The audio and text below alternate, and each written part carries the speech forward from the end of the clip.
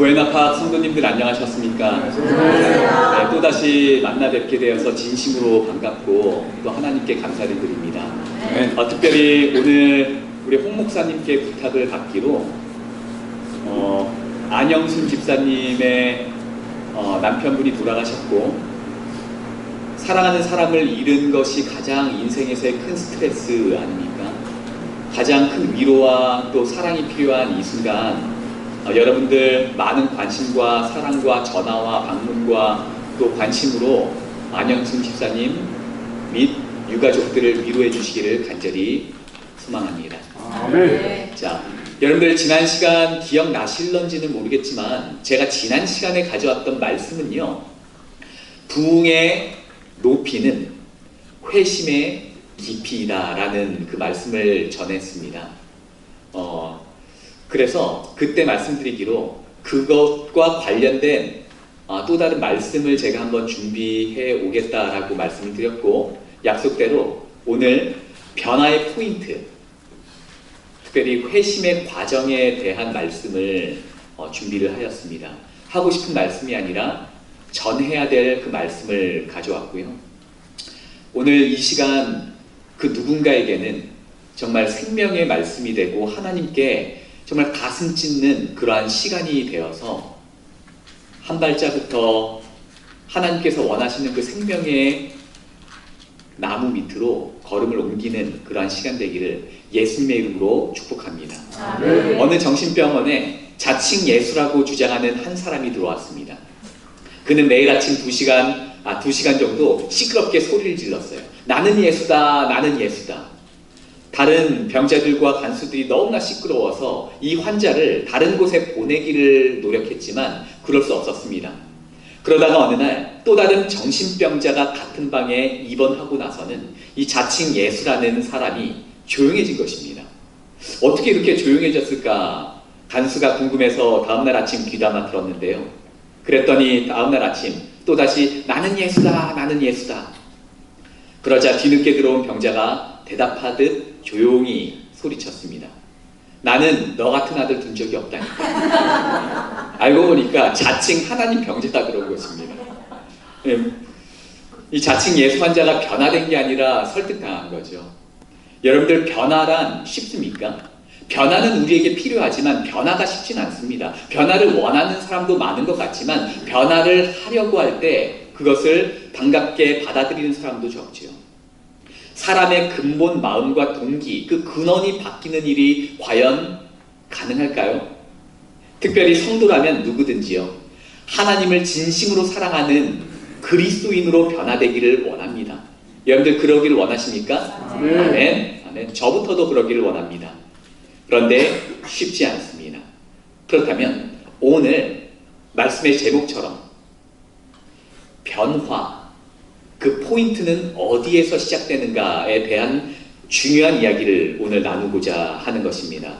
엘렌 화이트는요, 정로의 계단 3장을 시작하면서 굉장히 근본적인 질문을 하나 던지면서 시작하는데, 변화를 갈망하는 사람들의 시선을 사로잡는 굉장히 중요한 주제를 던지면서 시작을 합니다. 뭐라고요?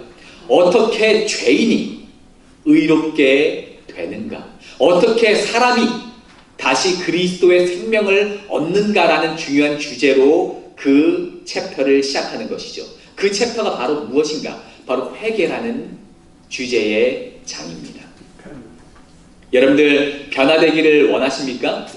정말 그렇게 변화되기를 원하는 분이 계시다면 한번 관심을 가지고 오늘 이 시간 집중해 보시길 바랍니다.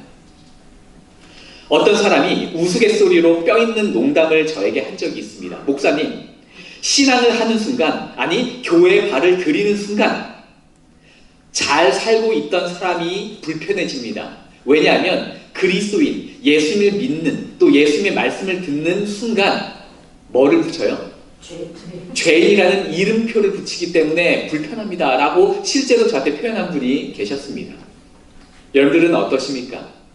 예수님을 향해서 한 발자국 한 발자국 나아가는 사람마다 우리가 빼놓을 수 없는 것이 바로 죄인이라는 이름표입니다. 우리는 죄인입니다. 그런데 이 교회와는 상관없이 살았던 사람들은 나는 잘 살고 있었는데 왜 죄인이라는 이름표를 붙이는가 불편해할 때가 많습니다. 어쩌면 이곳에 계신 분들 가운데서도 죄인이다 라고 했을 때 불편해함을 느끼는 분들이 계실지 모르겠습니다. 감리교를 창시한 믿음의 사람 존 웨슬리는요, 진심으로 회심을 경험하고 나서 옥스퍼드 대학으로 돌아가 설교를 하였습니다. 어떤 주제에 대해서 설교했는가? 회심입니다. 회개입니다. 그랬더니 그를 존경하고 좋아했던 사람들마저 그에게서 등을 돌리기 시작했습니다. 그리고 회심에 대해서 설교를 계속해서 해나갔을 때 많은 사람들이 그를 구박했습니다. 그리고 결국에는 그 사람을 설교단에 서지 못하게 했습니다. 그 정도로 죄에 대해서 설교하는 것을 불편해합니다. 이만큼 성도들은 죄에 대해서 듣고 싶어 하지 않습니다. 죄에 대해서 언급하는 것을 마음 불편하게 생각합니다.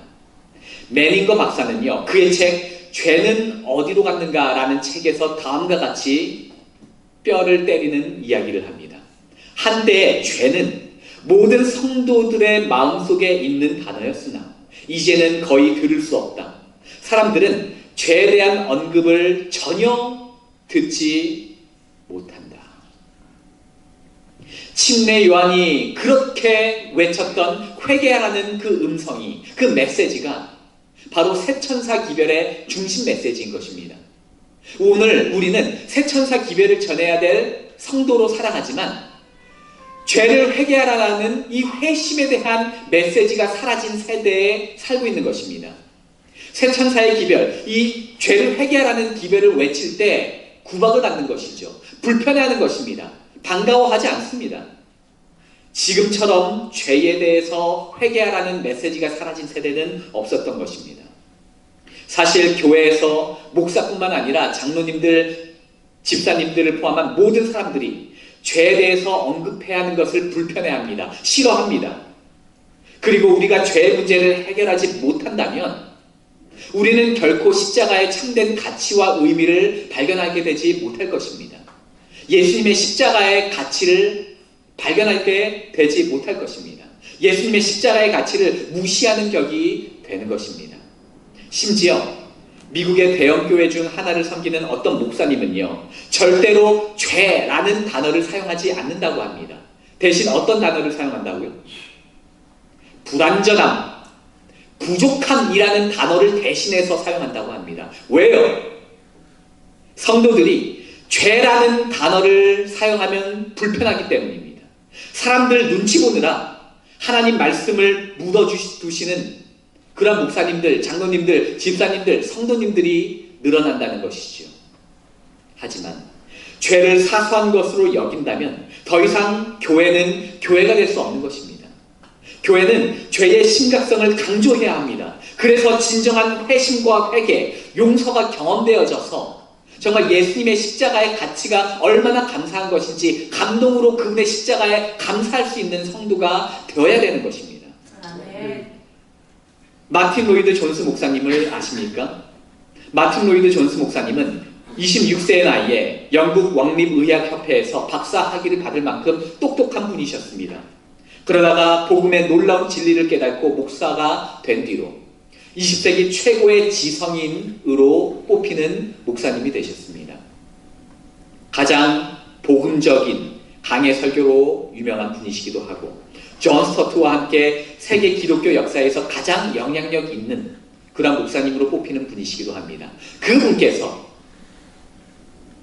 굉장히 날카로운 한 언급을 하셨는데 저는 여기에 동의할 수밖에 없었습니다. 무엇이라고 하였는가? 바로 이렇게 말씀하셨습니다. 인간은 죄로 병들었다라는 표현은 죄의 심각성을 완화시키려는 인간의 또 다른 나약한 변명이다. 수많은 목사님들이 또 수많은 사람들이 죄에 대해서 표현하면서 우리 인간이 죄에 병들었다라고 표현할 때가 많이 있습니다. 아마 이곳에 계신 분들도 많은 분들이 이 표현을 들어보셨을 것입니다. 인간이 죄에 병들었다. 하지만 이 표현은 어떤 면에서는 맞는 말이지만 더 날카로운 시선으로 보았을 땐 잘못된 말입니다. 이 표현 자체는 죄의 심각성을 조금이라도 낮추려는 조금이라도 죄책감을 덜하게 하기 위해서 만들어낸 인간의 또 다른 죄성의 열매라고 표현하신 것처럼 우리 인간의 나약한 표현이라는 것입니다. 변명이라는 것입니다. 우리는 그냥 병든 게 아닙니다. 우리는 죄 덩어리입니다. 우리는 죄인입니다. 우리는 하나님을 배반한 배반자입니다. 배신하는 사람들입니다. 그래서 유명한 신학자 에밀 브루너는요, 죄에 대해서 굉장히 정교하고 예리하게 연구하는 신학자로 알려져 있는데 그가 그의 책에서 말하길 죄의 정신은 마치 자식이 풍성한 사랑으로 키워주신 아버지의 얼굴을 주먹으로 후려치는 것과 같다라고 표현을 했습니다. 이 말은 정확하게 일치하는 것이죠. 정확하게 말해 우리 인간 죄의 본질은요, 우리가 반역자라는 것입니다. 하나님을 배반하고 거슬러 죄를 짓고 마치 하나님이 없어도 살 수 있다라고 어리석게 이야기하는 그 정신을 가진 배반자. 더 나아가 하나님의 말씀을 무시하고 소위 반역자 정신이 그 죄의 본질이라는 것입니다. 우리는 하나님께 대한 반역자인 것입니다. 베드로만 반역자가 아니라요, 우리가 그러한 죄성을 가졌다라는 것입니다. 성경이 우리에게 궁극적으로 알리고 싶어하는 것은 단순한 행복하는 법, 성공하는 법이 아닙니다.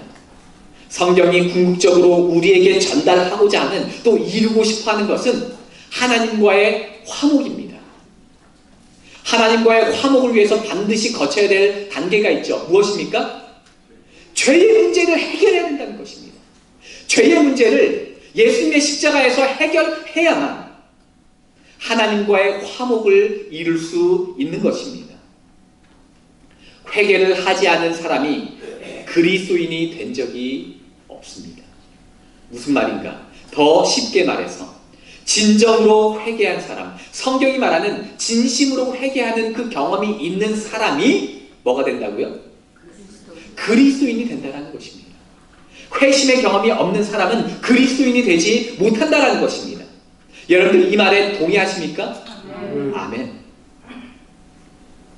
성령을 통한 참된 회심이야말로 그리스도인 변화의 비밀이요, 변화의 열쇠라는 것입니다. 회개를 경험하지 않으면 그리스도인이 될 수 없습니다. 너무나 중요한 이야기를 하고 있는 것입니다. 회개하지 않으면 하나님을 피하게 되지만 회개하면 하나님의 풍성한 약속의 비밀을 깨닫게 만들어주십니다. 그리고 생명의 그늘로 한 발자국 가까이 가게 되는 놀라운 변화, 그 경험이 우리 마음속에서 일어나게 되는 것이죠. 그렇다면 어떻게 우리는 회개를 경험할 수 있는가? 엘렌 화이트, 특별히 영감 있는 글에는 다음과 같은 오해를 피해야 된다라고 이야기를 합니다. 첫 번째, 회개에 대해서 많은 사람들이 오해를 하고 있는데, 첫 번째, 단순히 반성하고 후회하는 것입니다. 이것은 진정한 의미의 회심이 아닙니다. 두 번째, 형벌에 대한 두려움으로 회심을 하는 것입니다. 마치 사울의 회심과 같죠. 진정으로 죄에 대해서 애통함을 느끼지 않은 상태에서 회심을 하는 겁니다. 다만 자신의 명성이 금이 갈까봐 회개하는 것입니다. 누군가에게 꾸지람을 받을까봐 회개하는 것입니다. 그러나 이것은 진정한 의미의 회심이 아닙니다. 피상적인 회개인 것이죠. 죄 자체에 대해서 흉측함과 잔인함을 보지 못하고 죄에 대해서 가슴 찢고 비통함이 없는 그 회심은 회심이 아닙니다. 다만 반성일 뿐이죠. 영감 있는 글은 다음과 같이 회개에 대해서 정의를 합니다. 뭐라고 하는가? 다 함께 읽어볼까요? 회개한다는 것은 시작! 회개한다는 것은 죄에 대해서 사과하고 죄에서 떠나는 것을 의미한다. 아멘. 여러분, 자백과 회개는 다릅니다. 자백은 입술로만 하는 어떤 고백입니다. 물론 이것도 회개에 들어갈 수 있겠지만 그 뒤에 따르는 완전히 죄에서 돌이키는, 행동적으로 돌이키는, 마음이 돌이키는, 죄에 대해서 비통함을 느끼고 가슴을 찢는 회심의 경험을 통해서 돌이키는 일이 없다면 자백은 회심이 아닙니다. 자백이 있고 돌이키는 회심이 있을 때 그것이 성경이 이야기하는 참된 회심인 것이죠. 그렇다면 우리는 어떻게 회심을 경험할 수 있는가? 짧게 세 가지를 살펴보면서 오늘 이 시간을 대신하고자 합니다. 첫 번째, 시간을 내어 말씀으로 내 삶을 살펴야 된다는 것입니다. 성 어거스틴은요, 마음에 신앙적인 큰 번민이 있었을 때 성령께서 그의 마음에 말씀을 읽으라, 생각만 하지 말고 말씀을 읽으라 라는 메시지를 주셨을 때 성경을 펴서 읽고 마침내 성경이 말하는 참된 회심을 경험하게 되었습니다. 마틴 루터는 좁은 성탑 꼭대기에서 조용히 하나님의 말씀을 진지한 마음으로 읽고 묵상하다가 진정한 회심을 경험하게 되었습니다. 존 웨슬리는요, 길거리를 지나다가 한 기도에 참여했는데 그때 로마서 주석을 읽어주었을 때 말씀을 통해서 진정한 회심이 무엇인지, 하나님이 말씀하시는 그 진정한 의의가 무엇인지를 깨닫게 되면서 거듭남을 경험한 것입니다. 이처럼 참된 회심의 기초는 하나님의 말씀을 읽고 깨닫고 믿는 일에서 시작된다는 것입니다. 왜냐하면 말씀의 기준 앞에서 우리의 죄된 모습을 선명하게 볼 수 있기 때문입니다. 그래서 말씀은 이렇게 이야기합니다. 로마서 7장에 전에 법을 깨닫지 못할 때에는 내가 살았더니 계명이 이름에 죄는 살아나고 나는 죽었도다. 하나님의 말씀이 사람 마음 가운데 들어왔을 때 그 전에는 나는 사는 것 같아요. 나는 마치 선량하게 잘 사는, 도덕적으로 잘 살고 있는 사람 같아요. 그런데 하나님의 말씀이 사람 마음을 터치했을 때, 정확하게 들어왔을 때 내가 잘 살고 있던 게 아니구나. 내 속에 배반의 정신, 그 죄의 속성이 그대로 있구나 깨닫게 되면서 그 죄를 회개하게 된다는 것이지요. 그러므로 회개는, 그 회개의 진정한 출발은 말씀에서 시작된다는 것을 알아야 됩니다. 그래서 말씀으로 돌아가야 됩니다. 오순절 수많은 사람들이 모였습니다. 베드로는 열정을 다해서 말씀을 전합니다. 얼마 전 너희가 죽인 그 예수가 그토록 우리가 기다리던 메시아였다. 그렇게 설명했을 때, 하나님의 말씀을 계시했을 때 그들 속에 죄에 대한 책임이 일어나게 된 것입니다. 그들이 큰 죄를 범했다는 그 무서운 사실에 그들은 회심하기를 원했습니다. 어떻게 해야 할지를 물었습니다. 그때 베드로는 무엇이라고 했습니까? 바로 이렇게 이야기했습니다. 너희가 십자가에 못 박은 이 예수를 하나님이 주와 그리스도가 되게 하셨느니라 하니라. 저희가 이 말을 듣고 마음이 찔려 베드로와 다른 사도들에게 물어가로되 형제들아 우리가 어찌할꼬 하거늘 우리가 어떻게 해야 됩니까? 죄를 깨닫게 된 것입니다. 이 죄를 해결하기 위해서 우리가 어떻게 해야 되겠습니까? 눈물로 호소하는 것입니다. 눈물로 그 방법을 찾는 것입니다.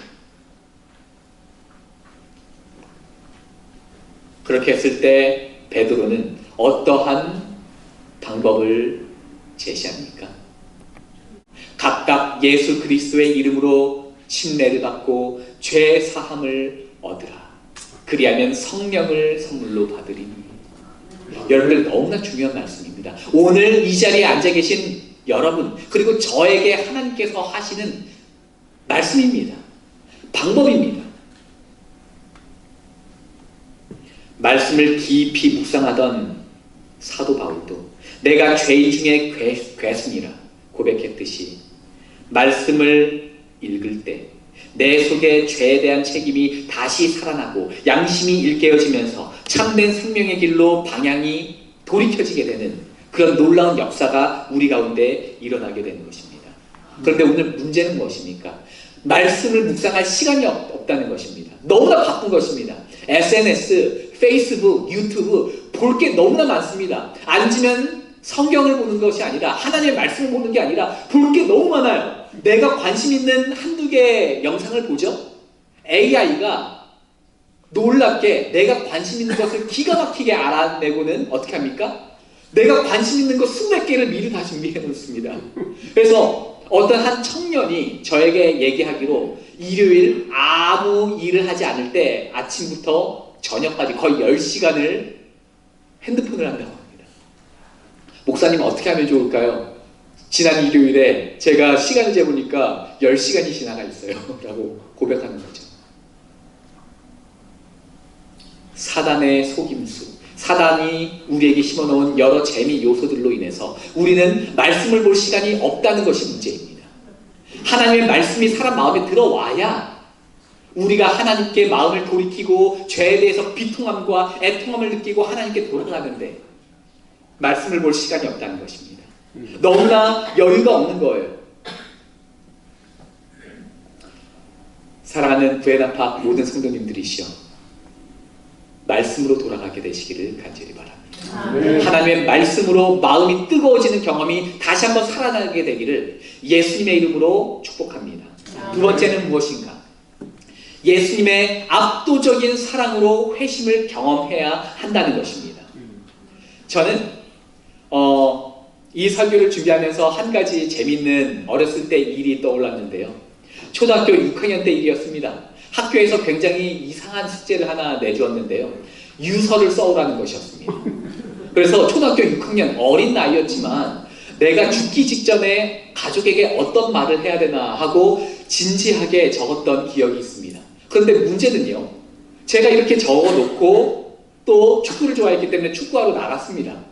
그런데 불사 저희 양 아버지께서 그 유서를 읽으신 것입니다. 아버지께서 충격을 받으신 것입니다. 그래서 일주가 지났을까요? 며칠이 지났습니다. 차에서 어디를 출발하기 전 저를 불러 앉히시고는 눈물을 갑자기 흘리시면서 저에게 말씀하십니다. 규남아, 나 너 없으면 살 수 없어. 아니, 너가 죽어버리면 나도 똑같이 죽어버릴 거야. 아마도 그때 하셨던 아버지의 말씀은 사랑하는 자식이 죽지 않기를 바라는 그 간절한 마음, 돌이키기를 바라는 간절한 마음에서 나도 따라 죽었을 거야 라고 했을 것이라고 생각합니다. 근데 저는요, 그 아버지께서는 양 아버지, 그러니까 피를 섞은 아버지가 아니었습니다. 어려서부터 저는 부끄러운 얘기지만 단 한 번도 아버지께서 또 부모님께서 저를 사랑한다라는 것을 느껴보지도 못했고 또 신뢰하지도 못했고 비판하고 의심하는 삶으로 가득했습니다. 그런데 제가 이 사건 뒤로 아버지께서 나를 사랑하시는구나, 정말 마음으로 처음 느끼게 되어서 제가 아직도 기억이 납니다. 그리고 한 가지 사건이 더 떠올랐는데요. 고등학교를 졸업하면서 신학과에 가기를 희망하고 신학과에 갈 등록금을 벌기 위해서 제가 아르바이트를 잠깐 했습니다. 새벽 5시에 나가서 저녁 6시에 들어오는 정말 고강도의 어떤 아르바이트였는데요. 제가 그렇게 거의 한 달을 하고 있으니까 몸이 견디지 못했던 것입니다. 그래서 어느 날 저녁에 왔는데 이 세수를 하다가 보니까 빨간 코피가 나는데 이 코피가 당체 멈추지 않는 것입니다. 계속해서 코피를 멈추게 해서 또 틀어막고 얼음도 되고 제가 기진맥진 그렇게 앉아 있으니까 저희 양아버지께서 통곡을 하시면서 저에게 말씀하십니다. 규남아, 가난해서 미안하다. 가난해서 미안하다. 우시는 것입니다. 저는 그때 아버지께서 진심으로 나를 위해서 사시는 분이시구나. 그것을 처음으로 마음저리게 느낀 사건으로 기억하고 있습니다. 이렇게 겨우 몇 번의 순간, 아버지의 사랑을 느끼는 겨우 몇 번의 순간만으로도 저는 아버지의 존재가 무엇인지 느끼게 되었습니다. 이 아버지의 사랑의 마음을 느끼게 되니까요, 아버지에 대한 의심이 거짓말처럼 사라지게 되었습니다. 그리고 존경하는 마음이 생겼습니다. 사랑 없는 아버지라고 비난하고 오해했던 지난 시간들을 진심으로 뉘우치는 시간이 된 것입니다. 여러분들, 성경도 마찬가지입니다. 이렇게 이야기합니다. 우리가 아직 연약할 때 기약대로 그리스도께서 경건치 않은 자들을 위하여 죽으셨도다. 우리가 아직 죄인 되었을 때에 그리스도께서 우리를 위하여 죽으심으로 하나님께서 우리에게 대한 자기 사랑을 확증하셨느니라. 아멘. 오늘 이 성경절은요, 우리 개인에 대한 하나님의 마음을 보여주는 성경절인 것입니다. 우리를 죽기까지 사랑하신 예수님의 마음을 보여주는 성경절인 것입니다. 그래서 영감 있는 글은 이 놀라운 진리에 대해서 무엇이라고 이야기하는 줄 아십니까? 우리는 하나님의 사랑을 충분히 깨달을 때 죄가 얼마나 무서운지 가장 분명히 알게 된다. 그분께서 우리를 붙들고 구원하시기 위해 얼마나 멀리까지 손을 뻗치셨는지 깨달을 때 우리의 마음은 부드럽게 된다. 예수의 희생에 대해 조금이라도 이해하게 되면 그제서야 진정으로 우리는 죄에 대해서 슬퍼하게 되고 우리 마음은 그분에 대한 사랑으로 가득하게 된다. 아멘. 바로 십자가의 사랑을 우리가 느끼게 될 때 그분께서 우리 죄인을 구원하시기 위해서 우리 죄의 문제를 해결하셔서 하나님과 화목하고 영원한 천국의 삶을 함께 하시기 위하여 우리에게 어떠한 희생을 베푸셨는지를 가늠하게 될 때 우리는 사랑을 느끼게 됩니다. 그 사랑이 우리에게 어떠한 용서를 주셨는지 느끼게 됩니다. 그렇게 될 때 여러분들 하나님의 사랑이 믿어지는 것은 일도 아닙니다. 거짓말처럼 믿어지는 경험이 우리 속에 역사합니다. 그리고 그 외에 성경의 말씀들이 내 삶의 현장에서 체화되어서 일어나는 놀라운 기적들이 일어나게 됩니다. 정로의 계단 3장에서 계속해서 이렇게 이야기합니다. 우리 마음에 그리스도로부터 빛이 비추일 때 우리는 순결하지 않다는 사실을 볼 것이다. 우리는 하나님의 원수이며 생의 모든 행위가 이기적이라는 사실을 깨닫게 된다. 그리스도의 순결을 잠시라도 보게 되면 우리의 생애는 부정하게 보인다. 누구든지 하늘에서 오는 이 영광을 보면 자신의 이기심과 자아사랑을 증오하게 된다. 하나님의 율법을 지키고 그리스도와 같은 품성을 갖고자 열망하게 된다. 아멘. 예수님의 순결하심, 예수님의 온전하심, 예수님의 무한하심, 예수님의 아름다우심, 그분의 온전하신 성품을 우리가 느끼게 될 때 비교적으로, 상대적으로 내가 얼마나 어두운 가운데 있는지, 내가 얼마나 정말 연약하고 얍삽하고 비참하고 나약한 존재인지를 정말 깨닫게 된다는 것입니다. 그리고 그분의 온전하심을 흠모하게 된다는 것입니다. 그분을 닮고 싶은 갈망이 막 우러러 나옵니다. 그분으로 인해서 살고 싶은 마음이 샘솟듯 터져 나오는 것이죠. 이것이 예수님께서 그 우물가에서 하신 말씀의 비밀입니다.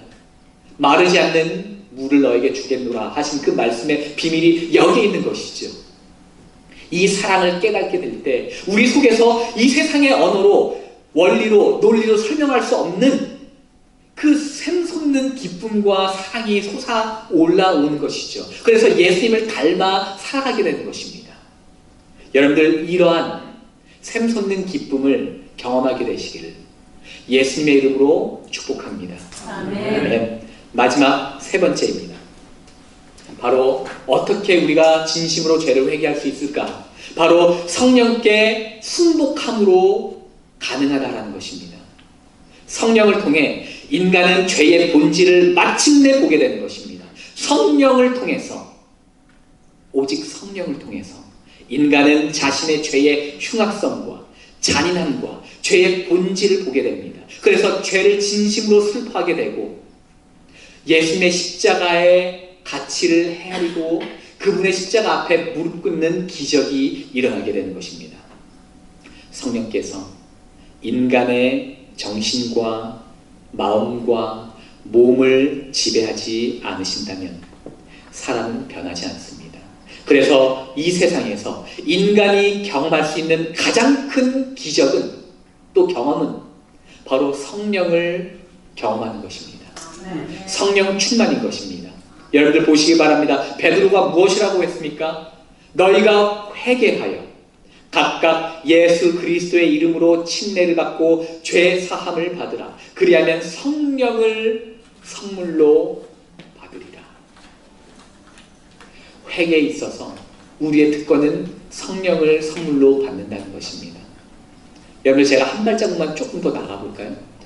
마지막 시대에 늦은 비 성령께서 이 땅에 재림하시고 준비된 사람들 심령마다 들어와서 놀라운 재림 운동이 일어나고 하나님을 향한 믿음의 운동이 일어날 것입니다. 그때에는 짐승의 표, 곧 하나님을 경배하는 문제에 어려움이 닥칠 것인데, 그때 유일하게 하나님의 능력을 체험할, 소위 늦은 비 성령을 체험할 한 부류의 사람들이 있는데, 그 사람들은 바로 회심을 경험한 사람들일 것이라는 겁니다.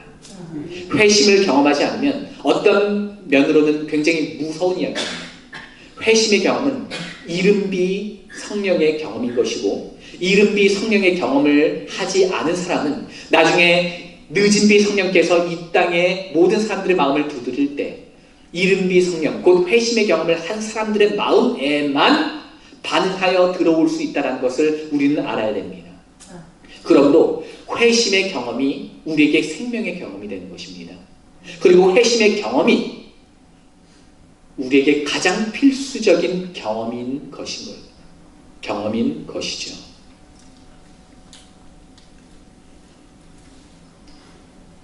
우리가 하나님의 성령의 감동에 굴복할 때 양심이 각성된다.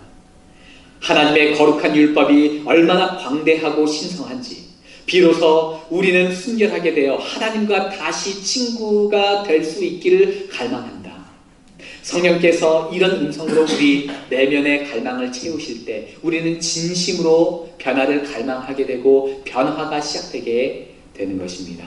여러분들 이러한 변화를 경험하고 싶지 않으십니까? 이런 변화가 또 갈망이 우리 속에 있게 되기를 간절히 바랍니다.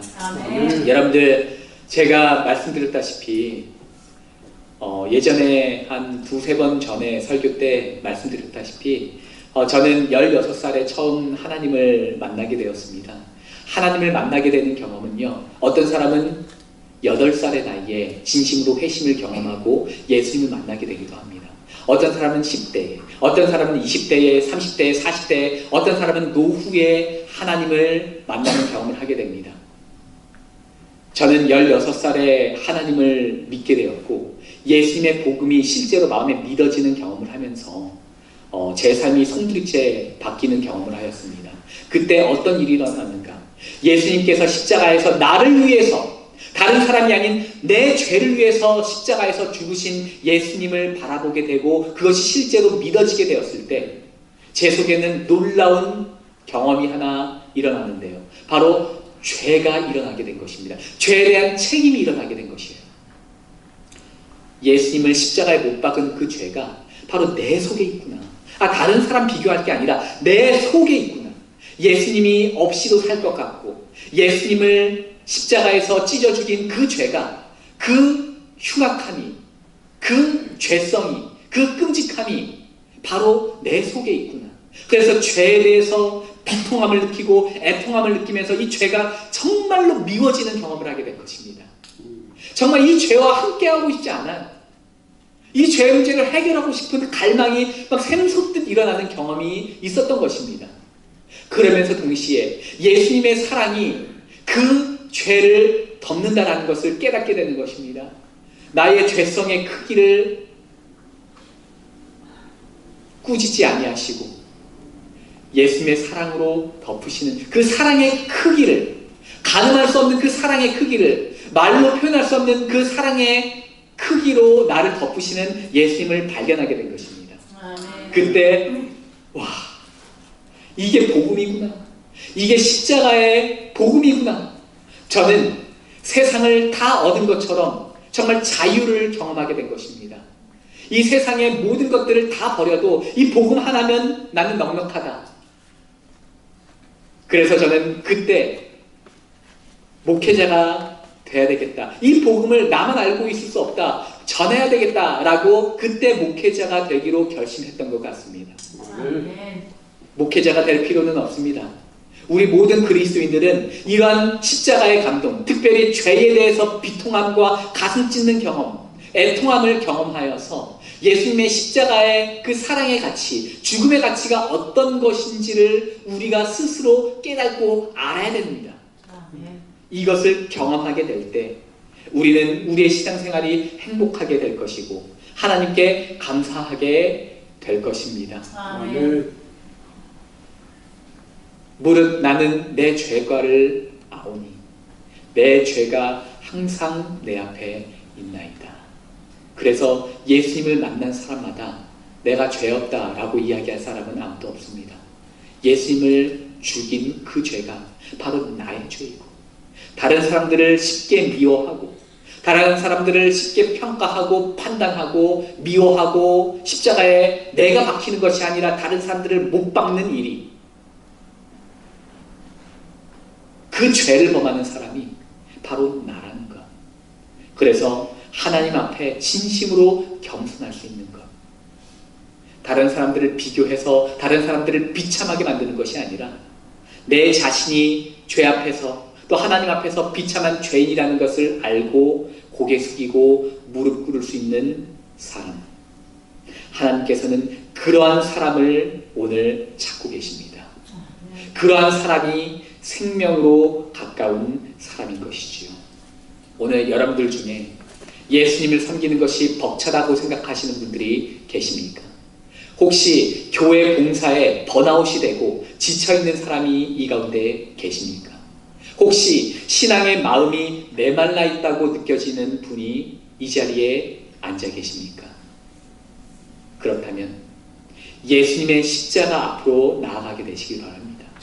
그리고 그분께서 어떠한 사랑으로 나를 품어주셨는지, 어떠한 사랑으로 나를 용서해 주셨는지, 그리고 어떠한 사랑으로 나에게 새 생명을 주셨는지를 깨닫고 알게 되고 예수님의 사랑이 내 삶의 모든 동기가 될 때 우리는 우리의 봉사가, 우리의 생각이, 우리의 행동이 즐거워질 것입니다. 샘솟는 즐거움으로 바뀌게 될 것입니다. 이제 마지막 한 예화로서 이 말씀을 줄이도록 하겠습니다. 킴벌이라는 사람은요, 보스턴에 있는 작은 교회의 학생들을 가르치는 교사였습니다. 그는 어느 날 구두방에서 일하는 자기 반 학생에게 성경을 가르치고 함께 기도하던 중 그 학생은 예수님의 십자가의 사랑을 경험하고 완전한 회심을 경험하게 되었습니다. 그 가난한 학생의 이름이 바로 후일 세계적인 전도자가 되어 미국을 감동시킨 무디라는 사람이었습니다. 그런데 여기서 이야기는 끝나지 않고 계속됩니다. 이렇게 회심을 경험한 무디가 나중에 21년 후에 런던으로 건너가 큰 전도 집회를 열었고 거기에 참여했던 메이어라는 사람이 십자가 사랑을 깨닫고 진정한 회심을 경험하게 됩니다. 이제 목사가 된 메이어는 미국에 가서 설교하였고 그 모임에서 체프먼이라는 사람이 진정한 회심을 또한 경험하게 됩니다. 그리고 그는 YMCA에서 일했던 체프먼은 그 당시 프로야구 선수였던 썬데이에게 성경을 가르쳤고 그도 정말 죄의 무게를 느끼고 하나님을 발견하는 성경이 말하는 진정한 회심을 경험하고 예수님께 삶을 바치는 그런 놀라운 회심을 경험하였습니다. 나중에 썬데이는 함이라는 강사를 초빙하여 노스캐롤라이나 샬롯이라는 곳에서 3주간 전도 집회를 열었습니다. 그런데 굉장히 실망스러웠습니다. 왜냐하면 그때 나온 결신자는 16살의 한 명의 소년밖에 없었기 때문이었습니다. 거의 실패한 집회처럼 보였던 것이죠. 그런데 놀랍게도 그때 회심을 경험했던 16살짜리 소년이 훗날 전세계 수천만 군중에게 복음을 전했던 빌리 그레햄 목사인 것입니다. 그는 개신교 역사상 전도 집회에 가장 많은 사람들을 동원하며 세계의 붕사로 알려진 훌륭한 목사로 알려졌습니다. 특별히 1973년 대한민국 여의도 광장에서 말씀을 전하기도 했고요. 그때 100만 명 이상의 한국 사람들이 말씀을 듣고 또 하나님의 복음을 접하는 기적이 일어나기도 한 것입니다. 여러분들, 이 모든 일이 누구로부터 시작되었습니까? 보스턴의 작은 교회, 작은 학생을 가르치는 한 명, 겨우 회심을 경험한 한 명의 교사로부터 이 모든 역사가 시작되었던 것입니다. 오늘 우리들 중에 회심을 경험한 단 한 사람만 있다면 그것이 우리 교회의 신앙의 불씨가 될 것이라 믿어 의심치 않습니다. 오늘 그 회심을 경험하고 싶은 모든 분들이시여 다 함께 크게 아멘 해보시겠습니까? 아멘. 저도 그렇게 되기를 바랍니다. 이 말씀을 선물로 드리며 말씀을 줄이고자 합니다. 다 함께 읽어보겠습니다. 시작! 오직 그리스도의 희생만이 우리의 죄를 제거하고 우리를 깨끗하게 하실 수 있다. 오직 그리스도만이 우리가 그분처럼 되기까지 세계를 변화시킬 수 있다. 아멘. 회심은 단순히 반성하거나 회개하는 것이 아닙니다. 회심은 두려운 형벌을 생각하며 상황을 만회하는 것이 아닙니다. 대신 아버지 하나님의 사랑을 깨닫고 그분을 못 박아 죽인 내 속의 죄악의 실체를 깨닫는 것입니다. 그래서 마음을 찢고 죄에 대한 애통함과 비통함을 느끼며 죄를 미워하는 것입니다. 죄에서 우리의 삶을 돌이키는 것입니다. 그리고 주님께로 나아가 그분께서 원하시는 삶, 그분께서 알려주신 사랑의 가치로 이 삶을 살아내는 것입니다. 오늘 이런 회심의 역사가 저와 여러분들의 삶에 가득하기를 예수님의 이름으로 축복하며 말씀을 드리겠습니다. 아멘.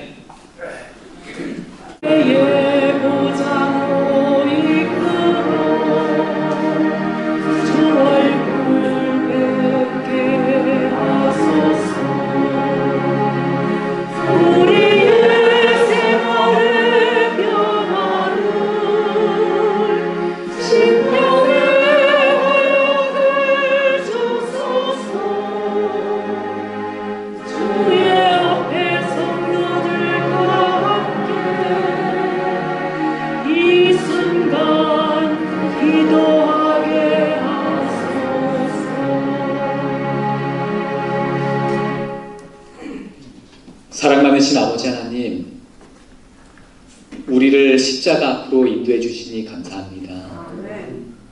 주님, 우리가 우리의 죄를 주님의 발 앞에 내어놓고 주님께서 우리를 위하여 하신 일을 바라보며 주님과 화목하게 되는 우리 모두가 될 수 있도록 함께하여 주시옵소서. 아멘. 예수님의 이름으로 축복하며 기도합니다. 아멘.